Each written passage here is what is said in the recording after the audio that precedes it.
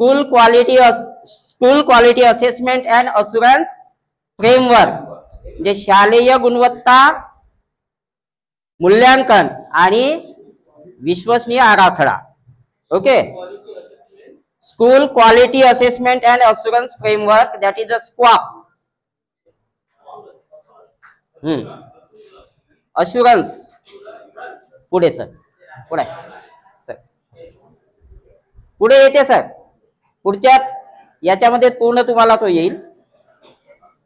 चला, या ठिकाणी स्कूल क्वालिटी म्हटल्यानंतर शाळेचं मूल्यांकन होणे गरजेचं आहे की नाही.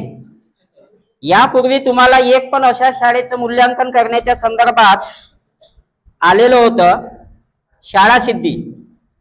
माहित आहे काय? माहित आहे शाळा सिद्धी बद्दल? काय करत होतो आपण शाळा सिद्धीमध्ये? शैक्षणिक भौतिक सुविधा, त्याचं काय करत होतो आपण? मूल्यांकन. काय दिलं होतं तिथं त्या शाळा सिद्धीमध्ये? क्षेत्र दिलेली होती आणि त्याची मानके दिलेली होती आणि त्याचे एकूण गुणांकन पण दिलेलं होतं, आहे ना. किती क्षेत्र होती त्यामध्ये शाळा सिद्धीमध्ये? 6 मार्गदर्शक तत्वे दिलेली आहेत. त्या संदर्भात आपण ही माहिती सुद्धा बघणार आहोत.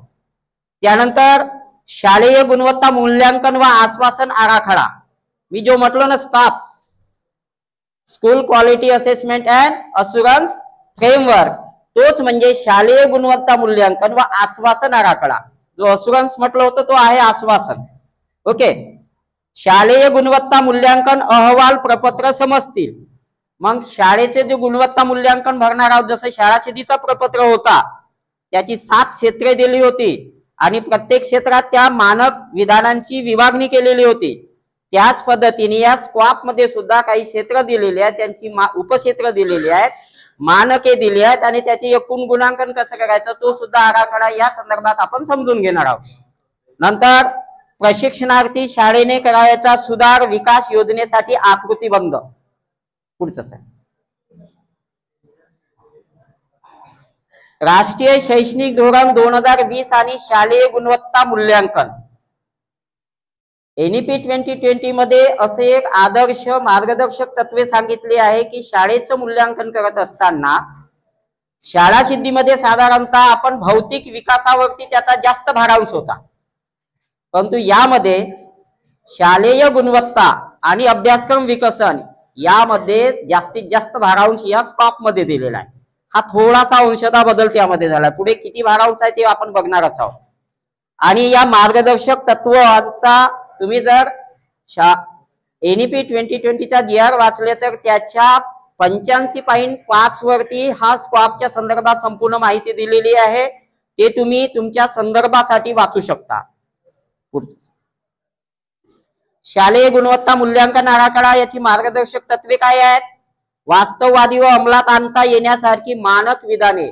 यामध्ये जे क्षेत्र दिलेले आहेत त्या क्षेत्राचे जे काही उपक्षेत्र आहेत आणि त्या उपक्षेत्रांतर्गत येणारे जे काही मानके आहेत त्यांची मानकांचा जो निकष ठेवलेला आहे तो वास्तवामध्ये आपल्या शाळेमध्ये अंमलात आणण्यासारखे ते अतिशय सोपे ठेवलेले आहेत.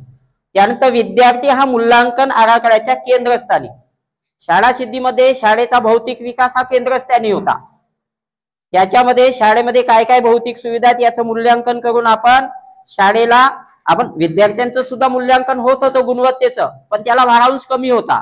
परंतु यामध्ये अंशतः बदल काय झाला की विद्यार्थी हा त्याच्या काय असेल आता केंद्रस्थानी असेल. विद्यार्थ्याच्या सर्वांगीण विकासावर भर. आपण पहिल्या दिवसापासून हा जो स्कॉपचा आपण गुणवत्ता मूल्यांकन आराखडा भरणार आहोत, मग आपल्याला काय काळजी घ्यावी लागेल त्यामध्ये डूज अँड डोंट्स ह्या 2 गोष्टी दिलेल्या आहेत. आपण काय करावे शालेय मूल्यांकन. मग भागधारक कोण? शाळेचे भागधारक पालक, समाज, पुन्हा SMC यांच्यासोबत काय व्हायला हवा? पॉझिटिव्ह इंटरॅक्शन असणे आवश्यक आहे. भागधारक हा शब्द आला की शेअर्स होल्डर सारखं नाव येतो आहे ना. शेअर्स मार्केटमध्ये आपण पॉझिटिव्ह देणार, निगेटिव्ह देणारच नाही आहे ना. शासन कितीही सांगो. निष्कर्षाबाबत माहिती देताना ते अशा पद्धतीने सांगितले जावे की ज्यामुळे सक्षमता यावी आणि योजना व पद्धतीबद्दल माहिती मिळावी. आणि काय करू नये, मूल्यांकन प्रणाली ही तपासणी असू नये, ती शिक्षा आहे असे वाटू नये. म्हणजे ते मूल्यांकन करत असताना अतिशय खेडीमेडीच्या वातावरणामध्ये, कारण याचं मूल्यांकन करत असताना एक तर तुम्हाला स्वतःला शिक्षकाला करायचं आहे, त्याचबरोबर त्रयस्थ संस्था तुमचं मूल्यांकन करणार आहे. पण जेव्हा त्रयस्थ संस्था तुमचं मूल्यांकन करेल त्यावेळेस सुद्धा आपण शाळेतील तपासणी करता का असं भासता कामा नये. ते सुद्धा आपल्याला त्यांना पण सूचना असतील, कारण हे प्रशिक्षण 1ली ते 12वीच्या शिक्षकांना आहे, तद्वतच पर्यवेक्षक यंत्रणा सुद्धा आहे. बीओ पासून सगळ्यांनाच प्रशिक्षण भेटणार आहे. त्यामुळे त्या सगळ्यांना जेव्हा व्हिजिट देतील शाळेवर, त्यांना ह्या सगळ्या गोष्टी माहीत असणार आहेत आणि ह्या सूचना त्यांना पण दिल्या जाणार आहेत. त्यानंतर मूल्यांकन प्रणालीचा निष्कर्ष किंवा निकाल इतर शाळांच्या मानकाबरोबर किंवा तुलना करण्यासाठी वापरू नये. आपण तर सहजच असं वापरू नये की माझी शाळा या ग्रेडमध्ये आणि तुझी शाळा या ग्रेडमध्ये, आपण कंपॅरिझन करू नये. निश्चितच आपल्या शाळेमध्ये जे काही अडचणी असतील त्या मला पूर्तता कशी करता येईल यासाठी आपला प्रयत्न असायला हवा. इतर शाळेशी तुलना कधीच करायची नाही. मूल्यांकनानंतर शाळांना मार्गदर्शन करताना नकारात्मक शब्द टाळावेत. जे काही चांगलं होईल ते पॉझिटिव्ह आपण वापरायला पाहिजे, नकारात्मक गोष्टी टाळल्या पाहिजे. शालेय गुणवत्ता मूल्यांकन प्रणालीचा उद्देश काय आहे? समान गुणवत्ता मूल्यांकन आराखड्यातील तरतूद. तुम्हाला जेव्हा पुस्तक भेटेल तेव्हा हे तुम्ही वाचू शकता. याच्यावरती आपण जास्त काही असं विश्लेषण करूया नाही, कारण यामध्ये फक्त एकच करता येईल की क्षेत्रे उपक्षेत्रे मानके हा जो शाळा आणि बाह्य मूल्यांकन त्रयस्थ संस्था. स्क्वॅपची संरचना बघा. हा अतिशय आता मूळ मुद्द्यावरती आपण आलो आहोत. स्क्वॅप क्षेत्र असणार आहेत. क्षेत्र किती असणार आहेत? 6 क्षेत्र आहे. ओके. उपक्षेत्र 59 आणि त्यांची मानके किती असणार आहेत? 128 आणि त्या मानकांचे वर्णन विधाने असतील. म्हणजे प्रत्येक क्षेत्र असेल, त्या क्षेत्राचं उपक्षेत्र असेल आणि त्या उपक्षेत्रात काही मानके असतील, त्याची विधाने तिथे दिलेली असतील आणि मग त्याचे स्तर पण असतील. आता स्तर कोणते शिकलो आपण? स्तर शिकलो आहोत ना. काय काय शिकलो? आपण स्तर शिकलेला आहोत. मी आता रिपीट नाही करणार, सगळ्यांना माहित आहे स्तर किती स्तर आहेत? 4 स्तर आहेत आहे ना. कोणकोणते? पायाभूत, पूर्वतयारी, पूर्व माध्यमिक आणि लक्षातच ठेवायचं 5334 हा डोळ्यासमोरच ठेवायचं, तेव्हा स्तर लक्षात येतील आपल्याला आहे ना. पायाभूत, पूर्वतयारी, पूर्व माध्यमिक आणि माध्यमिक हे 4 स्तर. मग त्या 4 स्तरानुसार त्या क्षेत्राची विभागणी केलेली असेल. मग त्या क्षेत्राच्या अंतर्गत येणारे उपक्षेत्र असतील आणि त्या उपक्षेत्राअंतर्गत येणारी ते मानके असतील आणि त्या मानकाचं विधान असेल आणि मग त्याला ते गुणांकन करायचं आहे. सोपं आहे की नाही? एकदा जर हा कॉन्सेप्ट क्लिअर झाला, तुम्हाला काही अडचणी येणार नाही. थोडं 10-15 मिनिट वेळ लागला तरी चालेल, पण हा मुद्दा अतिशय महत्वाचा आहे. हे तर पार्श्वभूमी आहे, संकल्पना आहे. पण पुढच्या तासिकेत रामटेके मॅडम वगैरे कोणाकडे? तुमच्याकडे हा निकेश सरांकडे पुन्हा तो स्क्वॅप डिटेल मध्ये येणार आहे. पुढचं चला. स्क्वॅपची संरचना करत असताना काही मार्गदर्शक तत्वे आणि धोरणं दिलेली आहेत, जे मी आताच सांगितलं. क्षेत्र, उपक्षेत्र, मानके तो रिपीट करणार नाही.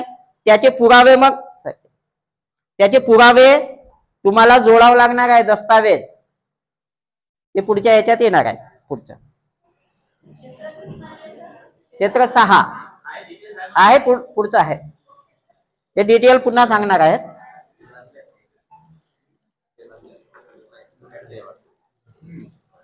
हा बघा स्कॉपची संरचना दिलेली आहे, तिथं 2.1.5 दिलेला आहे. काय म्हणता येईल? 2.1.5.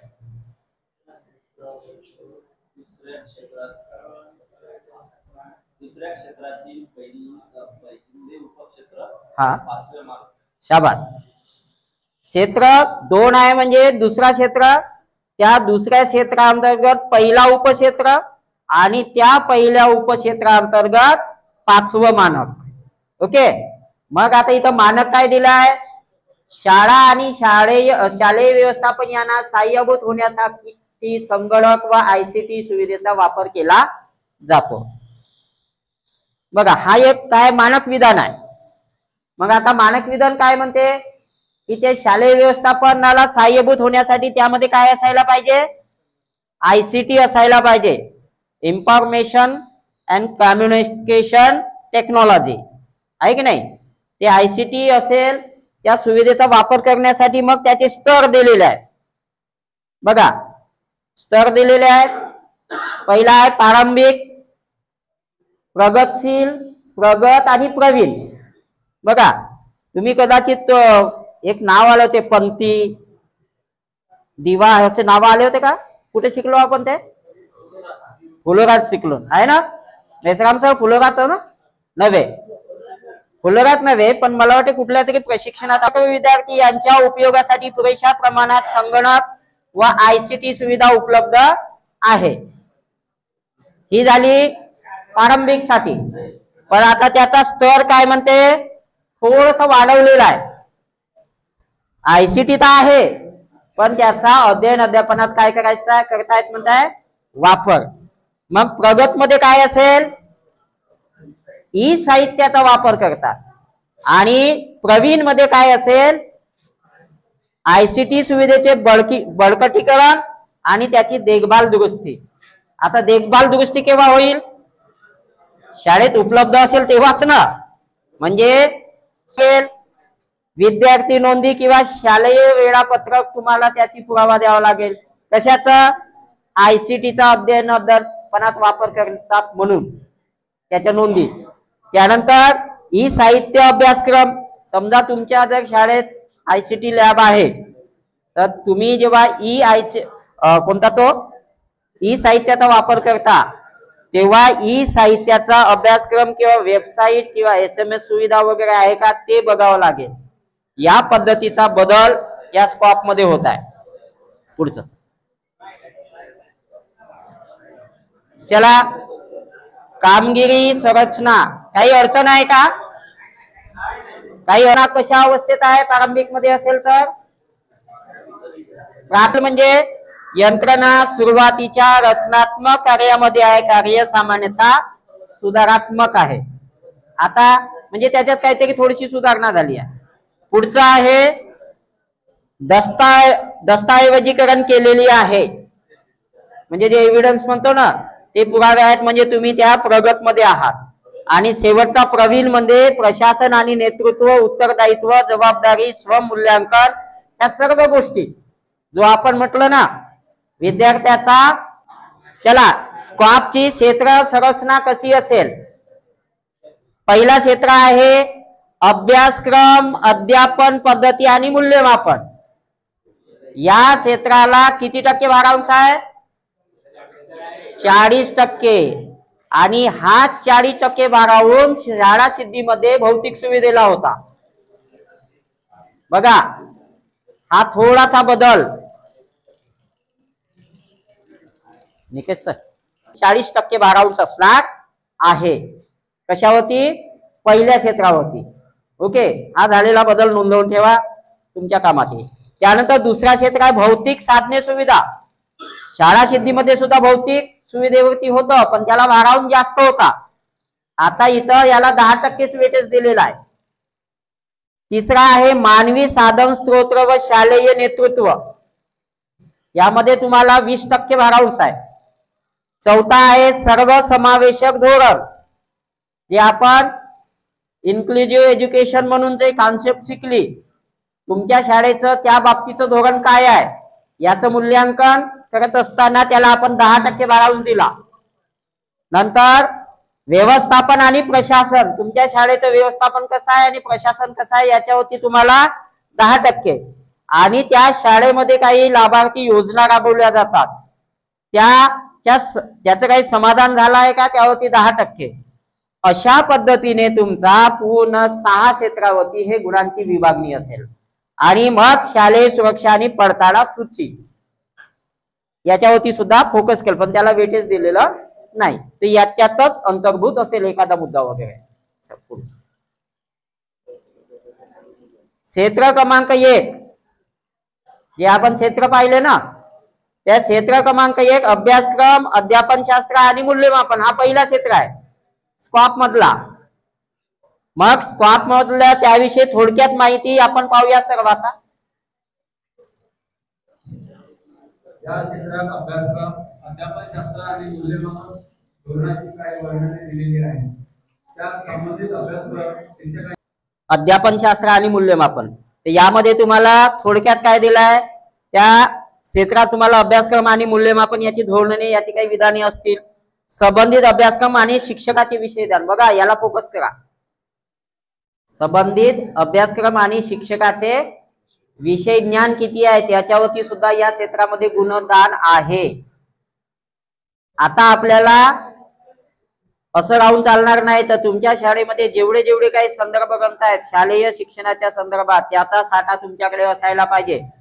त्या संबंधीचा विषय ज्ञान म्हणजे या संबंधित शिक्षण क्षेत्राच्या संबंधित जेवढे जेवढे GR असतील त्याचं एक संग्रह आपल्याकडे असायला पाहिजे. आणि त्या संबंधाने संक्षिप्त माहिती, किमान जो आपण म्हटलं शाळा सिद्धीचा GR हा 30 मार्च 2016चा आहे, तर आता याचा पण GR तुम्हाला विचारतीलच.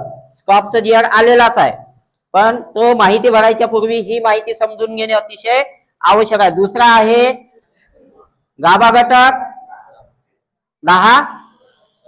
10 जीवन मूल्य आणि 13 गाभा घटक आहे, 3 वाढलेले आहेत. आणि जे WHO ने जे संदर्भित केलेले 10 जीवन मूल्य आहेतच, आणि पुन्हा 10 जीवन कौशल्य आणि मूल्य याच्यात फरक आहे. आणि 13 गाभा घटक आहेत कोअर एलिमेंट, त्या सर्वांचा समावेश या ठिकाणी होईल. आणि भारताविषयीच्या ज्ञानाचा प्रचार आणि नवनिर्मिती संस्कृती याच्यावरती सुद्धा फोकस केला जाईल या क्षेत्रामध्ये. पुढचं